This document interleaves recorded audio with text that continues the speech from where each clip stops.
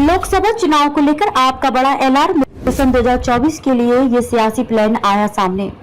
आम आदमी पार्टी ने बुधवार को कहा कि वह 2024 के आम चुनाव में दिल्ली की सभी 7 लोकसभा सीटों पर चुनाव लड़ेगी और लोगों को यह बताने के लिए एक अभियान चलाएगी कि राजधानी में प्रशासनिक सेवाओं पर नियंत्रण संबंधी केंद्र का अध्यादेश उनके खिलाफ है।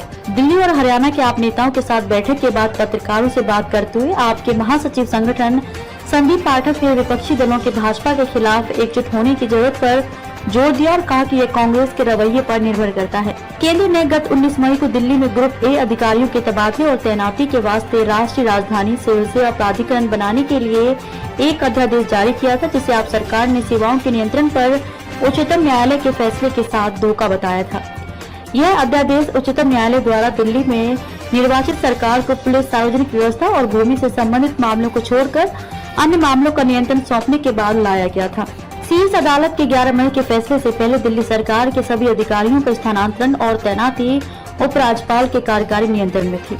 आप इस मुद्दे पर कई गैर भाजपा दलों का समर्थन हासिल करने में कामयाब रहे हैं। वहीं कांग्रेस ने अभी तक अध्यादेश की निंदा नहीं की है। पाठक ने कहा कि आप 2024 के आम चुनाव में दिल्ली की भी सभी 7 लोकसभा सीटों पर चुनाव लड़ने की तैयारी कर रही हैं। उन्होंने कहा कि पार्टी का अभियान लोगों को यह बताने पर केंद्रित होगा कि दिल्ली में प्रशासनिक सेवाओं पर नियंत्रण संबंधी केंद्र का काला अध्यादेश उनके खिलाफ है। उन्होंने कहा कि हम लोगों को बताएंगे कि काला अध्यादेश केजरीवाल विरोधी नहीं बल्कि जन विरोधी है। अन्य मुद्दे है कि भाजपा विपक्षी दलों को खत्म करना चाहती है और मोदी सरकार ने अपने 9 साल के कार्यकाल के दौरान क्या काम किया है। यदि कोई मोदी सरकार द्वारा किए गए 4 कार्य के बारे में बात कर सके तो मैं उन्हें बधाई दूंगा। पाठक ने मोदी सरकार पर केंद्रीय अन्वेषण ब्यूरो सीबीआई और प्रवर्तन निदेशालय ईडी जैसी केंद्रीय एजेंसियों को बर्बाद करने का आरोप भी लगाया। आप नेता ने कहा कि भाजपा को उखाड़ फेंकने के लिए विपक्षी दलों को एक साथ आना चाहिए।